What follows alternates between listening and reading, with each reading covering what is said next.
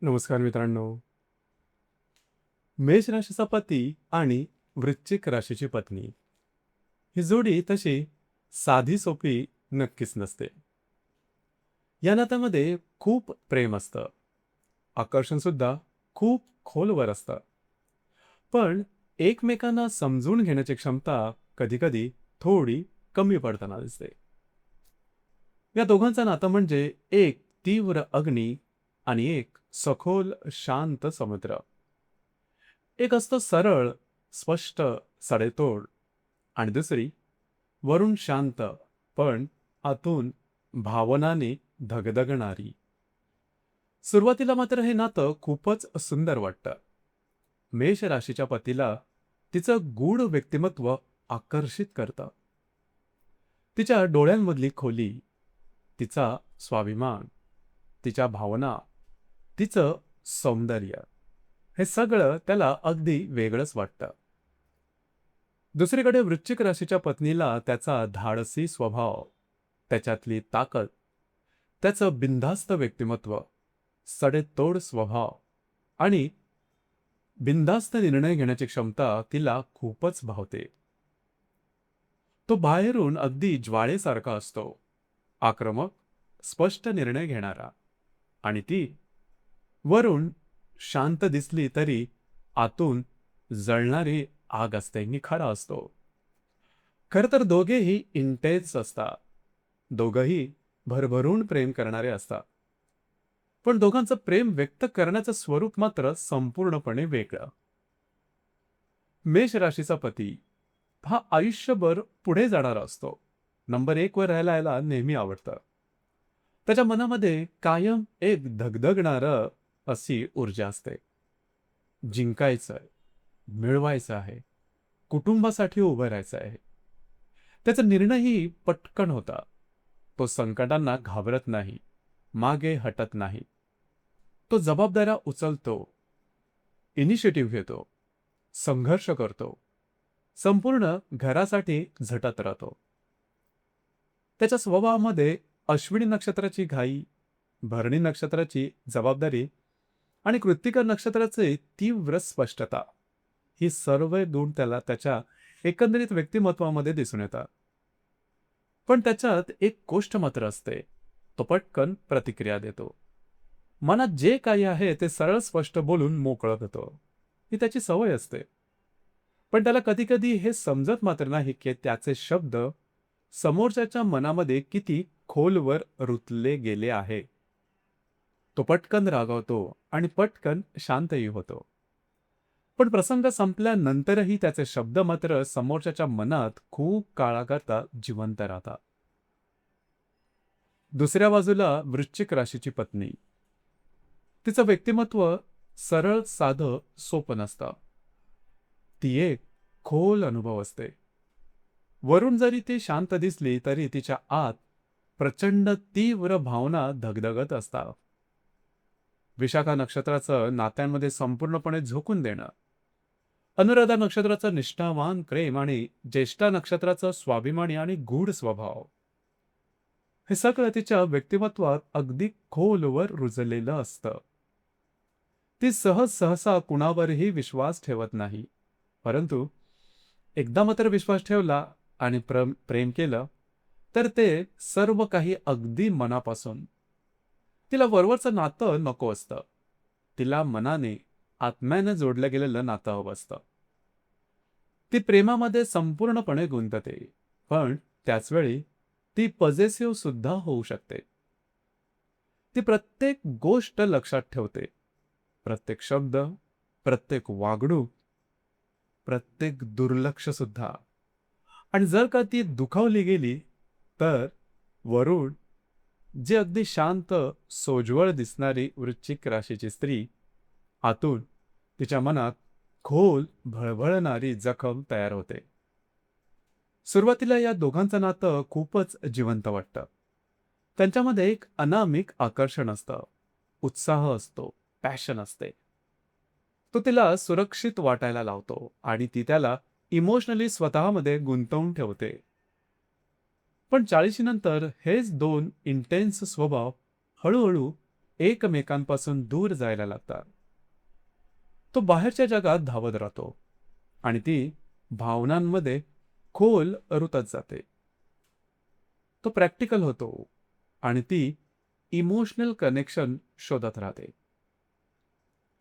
घरातला कर्ता पुरुष म्हणून त्याच्या मनामध्ये एकच प्रश्न असतो, मी एवढं सगळं काही करतो आहे, पण मग अजून आणखीन काय करायला हवं? आणि तिचा विचार खूप साधा पण भावनिक असतो. तुम्हाला मनाने का नाही समजून घेत आहे? माझ्या भावना त्याला अजून काही का कळत नाहीये? आणि इथूनच नात्यामधली एक शांत लढाई सुरू होते.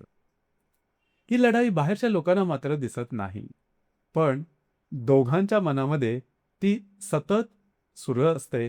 संघर्ष सतत सुरू असतो. तो घरी येतो थकलेला आणि ती दिवसभर मनात साठवलेल्या भावना घेऊन त्याच्या समोर बसते. तिला वाटतं की त्यानं विचारावं, कशी आहेस?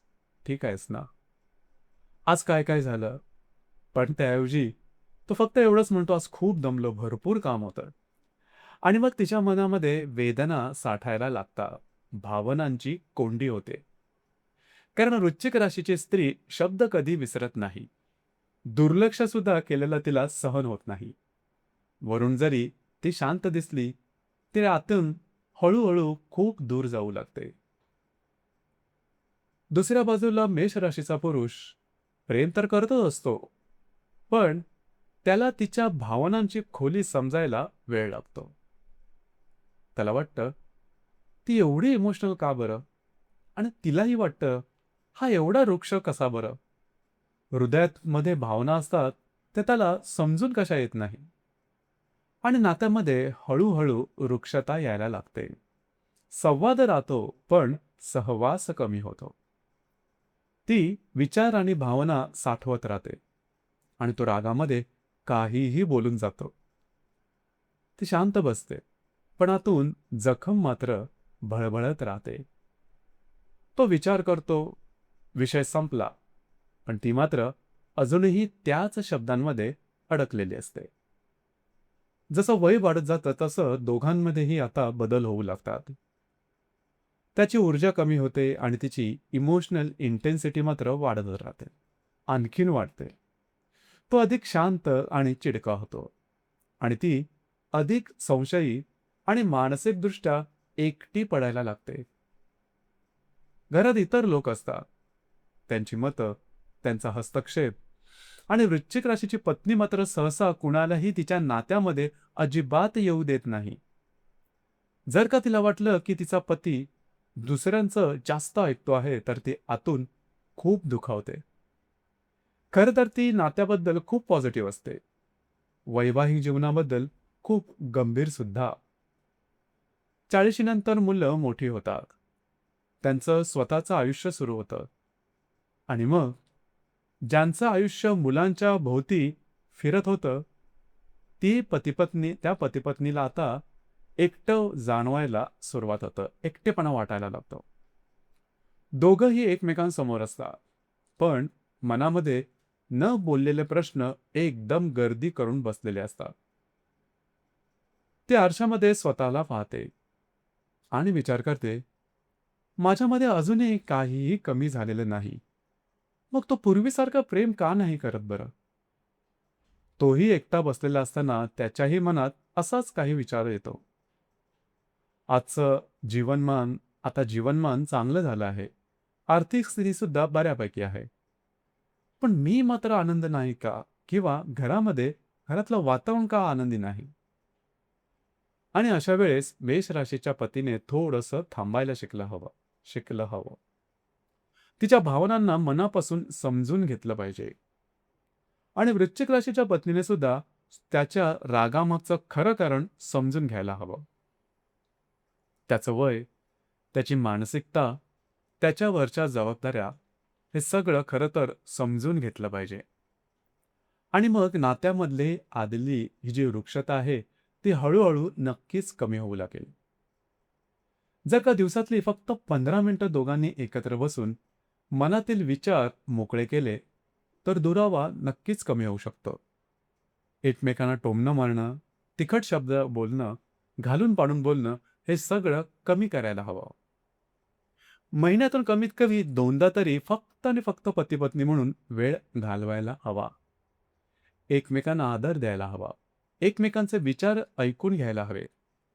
यामुळे ट्रस्ट आणि ॲप्रिसिएशन आपोआप वाढायला लागतं. नातं पुन्हा एकदा जिवंत होतं. खरं तर प्रेम साधं नसतं, ते खूप खोल असतं. पण कधी-कधी प्रेम असूनही दुरावा येतो आणि अशा वेळेस योग्य मार्गदर्शनाची सुद्धा गरज भासते. ज्योतिषीय दृष्टिकोनातून कुंडलीतील ग्रहयोग, राशी, दशा आणि काळाचा योग्य अभ्यास केला तर अनेक गैरसमज स्पष्ट होऊ लागतात. कारण कधी-कधी समस्या प्रेम नसण्याची नसते, तर प्रेमाच्या खोलीला योग्य शब्द न मिळण्याची मात्र असते. आणि शेवटी जेव्हा मेष राशीचा पती आणि वृश्चिक राशीची पत्नी एकमेकांना खरंच समजून घ्यायला लागतात, तेव्हा ते मिळून असं प्रेम निर्माण करतात की जे आयुष्यभर विसरता येत नाही. धन्यवाद.